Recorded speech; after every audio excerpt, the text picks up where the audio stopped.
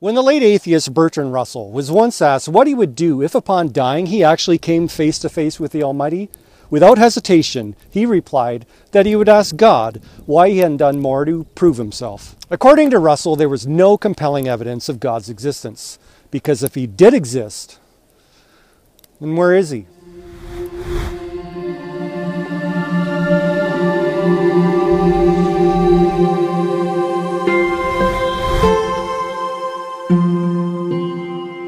Science is without doubt one of the greatest achievements of the human race. It's a study of the natural laws which govern the world around us. Now, prior to the age of science, any natural event, such as this snowstorm, was considered an act of God.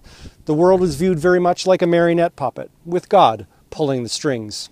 But now that science has cut those strings, it's easy to see why many jump to the conclusion that science can, in fact, disprove God's existence. Yet one of the most basic and fundamental principles of our natural world, which science clearly demonstrates, is that something cannot come from nothing. Think about it. Absolutely everything that we see around us has ultimately come from something else. Nothing comes out of thin air. Everything within the universe has a prior cause. But where has the universe itself come from? Well, according to science, the universe ultimately came from nothing.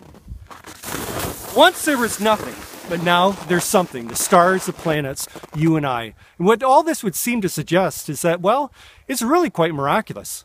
I mean, seriously, if anything, let alone the universe, suddenly came into existence out of nothing, completely violating all scientific and natural laws, wouldn't that by definition be a miracle?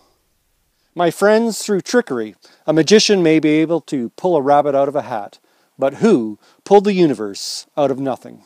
Now, prior to this major scientific discovery, the general consensus among atheists was that the universe was eternal, and therefore there simply was no need for God.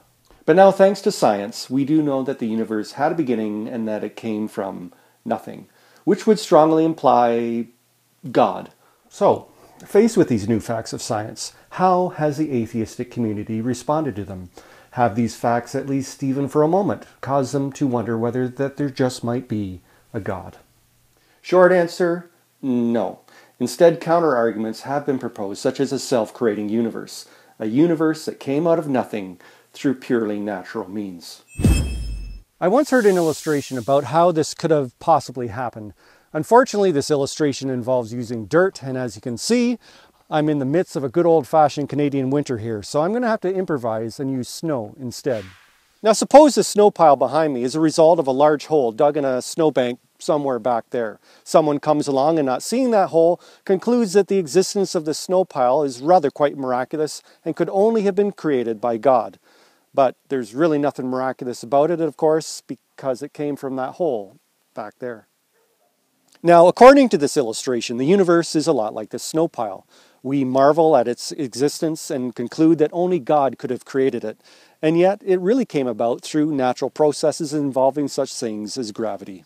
There's just one small problem with that illustration. In order for the hole to be dug, the snowbank had to first exist. And where did the snowbank come from? And of course, when it comes to the creation of the universe, where did these supposed laws and natural processes come from?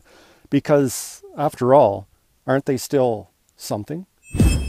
Which leads us next to the most popular explanation of where our universe could have come from.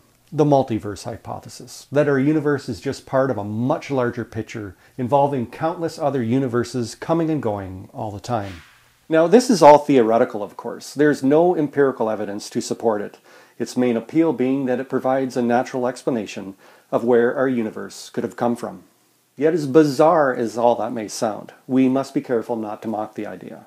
We have to remember that less than 100 years ago, we thought that our galaxy, the Milky Way, was the entire universe.